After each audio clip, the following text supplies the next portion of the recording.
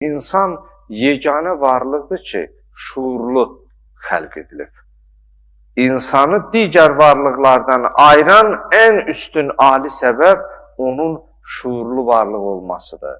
Əqlin insana verilməsidir. Digər varlıqlarda əql yoxdur. Əql olmadığı halda onun sorğu-sualı da yoxdur. Çünki yaxşını pisdən, pisi yaxşıdan ayıran insanın ağlıdır. Ağıl ən böyük nemətdir. Əgər insanın ağlı yerində olmasa, heç bir şey yerində olmaz. Görsən, yaşına baxırsan, başına baxırsan, danışığına, hərəkətinə baxırsan.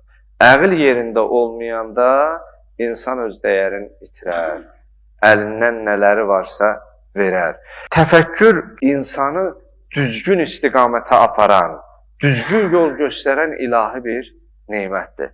Peyğəmbərlər belə çətin anlarında Allahdan sağlam düşüncə istəyiblər, düzgün düşüncə istəyiblər, sağlam təfəkkür istəyiblər.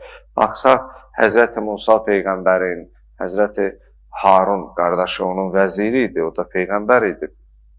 Duaları çoxlarımızın bildiyimizdir. Dua edərdilər, Rəbbi şrəhli sadri, Allah mənim köksümü genişləndir, sinəmi genişləndir. Və yəssir li əmri, Allah mənim işlərimi asanlaşdır. Vəhlül uqdətən min lisani, dilimdəki bu dügünü götür, yəfqəhu qovli, sözümü anlasınlar, başa düşsünlər.